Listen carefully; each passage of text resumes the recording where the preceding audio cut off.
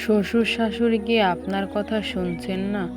ছোট ছোট বিষয়েও কি ভুল বোঝাবুঝি হচ্ছে? অনেকেই বলেন একটি গোপন আমল করলেই সব ঠিক হয়ে যাবে, কিন্তু ইসলাম আসলে কি শিক্ষা দেয়? আজ এমন 5টি উপায় জানাবো,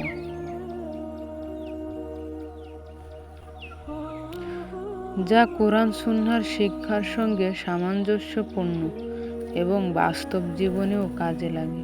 শেষ পর্যন্ত দেখুন, কারণ শেষের আমলটি অনেকেই জানেন না।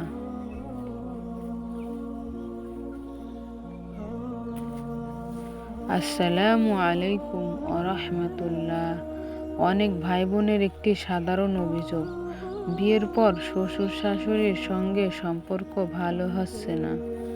তারা সম্মান দেন না, কথা শোনেন না, বারবার ভুল বোঝেন। প্রথমেই মনে রাখুন, মানুষের অন্তর আল্লাহর হাতে। তাই প্রথম কাজ হলো আল্লাহর কাছেই সাহায্য চাওয়া।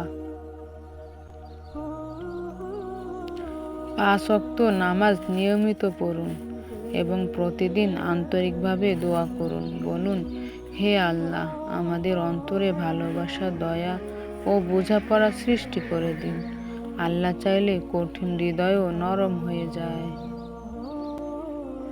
কথা বলার সময় কণ্ঠস্বর নরম রাখুন। অনেক সময় একটি কঠিন বাক্য বছরের সম্পর্ক নষ্ট করে দেয়, আবার একটি কোমল বাক্য ভাঙা সম্পর্ক জোড়া লাগিয়ে দেয়।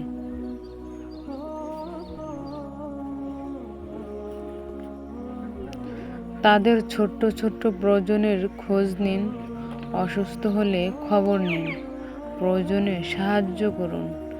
মাঝে মাঝে সামর্থ্য অনুযায়ী ছোট্ট উপহার দিন। উপহার অনেক সময় দূরত্ব কমিয়ে আনে।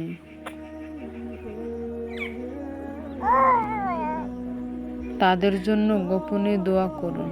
যে ব্যক্তি আল্লাহর কাছে দোয়া করেন, সেই দোয়া আপনার নিজের জীবনেও বরকত নিয়ে আসে।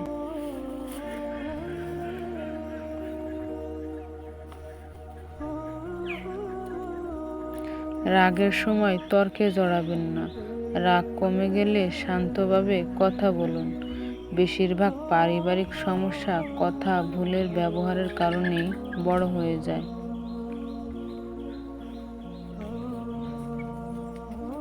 আজকাল সোশ্যাল মিডিয়ায় অনেকেই বলেন, অমুক নাম 9 বার পড়ুন, অমুক সূরা 41 বার পড়ুন, তাহলেই শ্বশুর শাশুড়ি আপনার কথা মতো চলবে।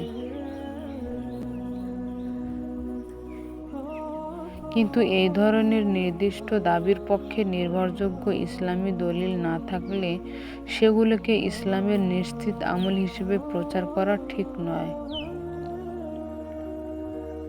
মনে রাখবেন, সবচেয়ে বড় আমল হলো আল্লাহর উপর ভরসা, আন্তরিক দোয়া, সুন্দর চরিত্র এবং ধৈর্য। আল্লাহ তাআলা আমাদের সকলের পারিবারিক জীবনে শান্তি, ভালোবাসা ও বরকত দান করুন। আমিন।